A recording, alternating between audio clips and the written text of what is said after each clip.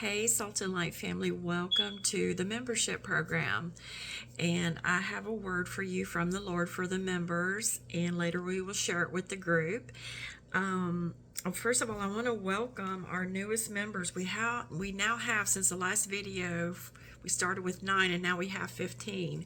So God is increasing us as a group, and He's expanding our territory. He's expanding this channel's territories, and yes, my territory. So thank you for those of you that's been praying for that.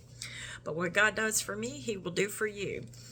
And we have the names of our newest members since the last video. From the newest is Debbie Lynn Rodriguez, Francis McMillan, Lorel or Lorel, Natalie Boyle, Demetrius, Pennywell, that's a cute name, and Erika Zambrano.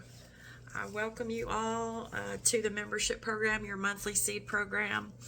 And I have a word for you from 1 Kings chapter 17, verses 8 through 15. And this is about the widow that God sent to Elijah to help her out.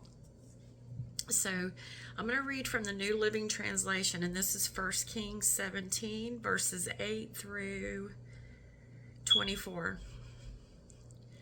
The widow of Zarephath.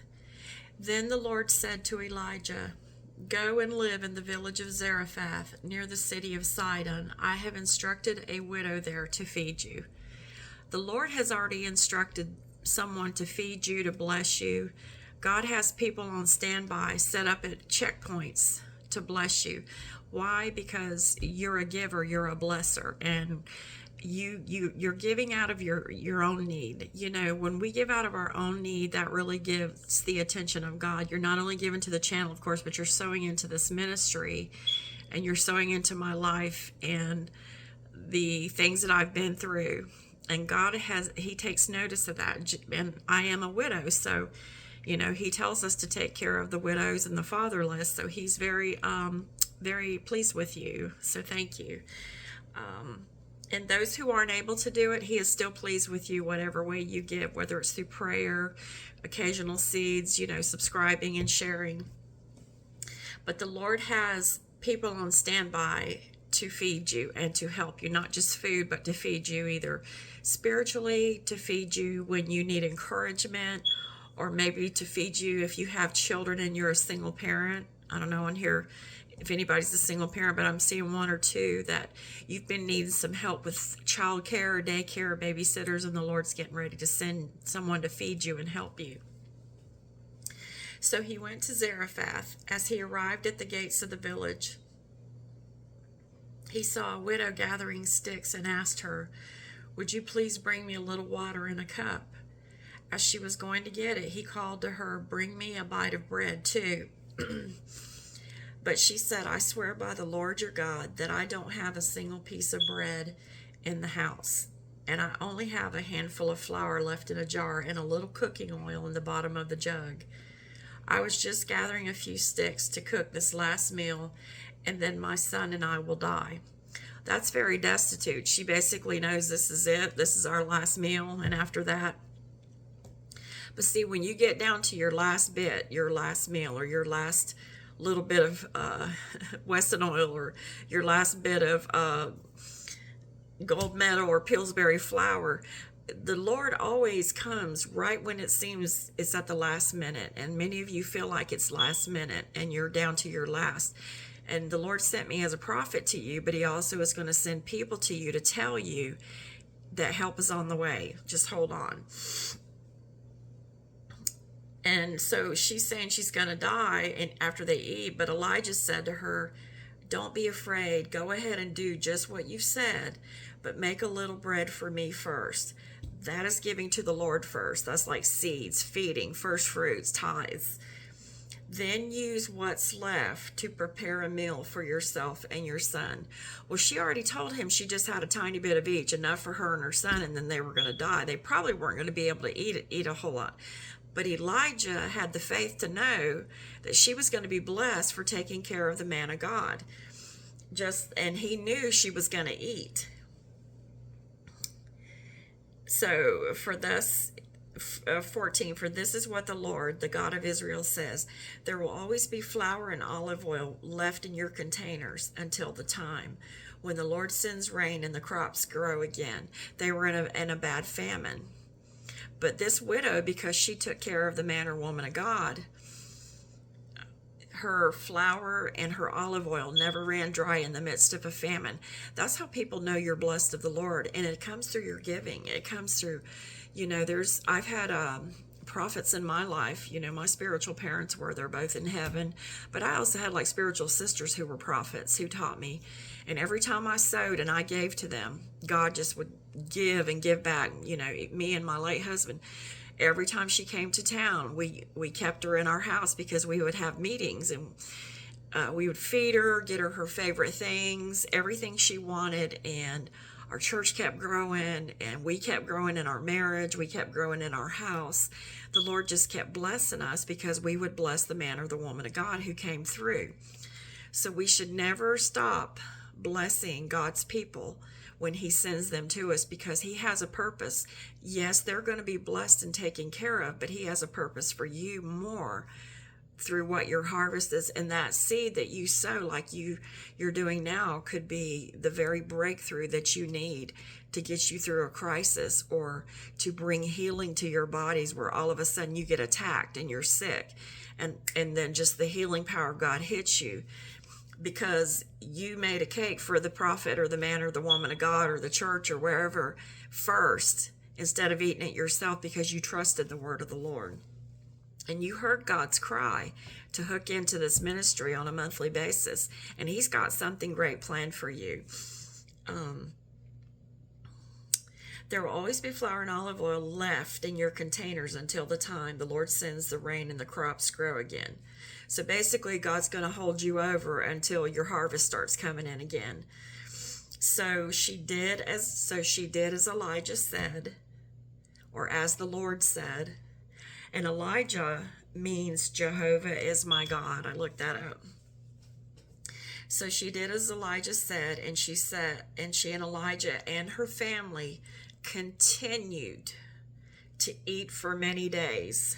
It didn't say how many days, but many days. There was also always enough flour and olive oil left in the containers, just as the Lord had promised through Elijah. You're always going to have enough flour and oil in your containers, and it may not be food. It could be money. It could be healing in your marriage, healing in your body. Maybe it's peace of mind. Maybe it's debt cancellation. It could be court cases being dropped. Whatever you're needing from the Lord and wanting from the Lord, your seed is going to be like the flour and the oil. Amen. And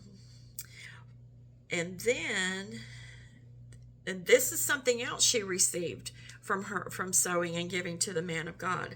Sometime later, the woman's son became sick. He grew worse and worse, and finally he died. Then she said to Elijah, "O man of God, what have you done to me? Have you come here to point out my sins and kill my son?" God always gets the bad rap when something bad happens. It's either somebody's done something, or it's an attack of the enemy, or the Lord's going to use something to teach us something. But Elijah replied, "Give me your son." And he took the child's body from her arms, carried him up the stairs to the room where he was staying, and laid the body of the boy on his bed. Then Elijah cried out to the Lord, "O Lord my God, why have you brought tragedy to this widow who has opened her home to me, causing her son to die?" And he stretched himself out over the child 3 times and cried out to the Lord, "O Lord my God, please let this child's life return to him."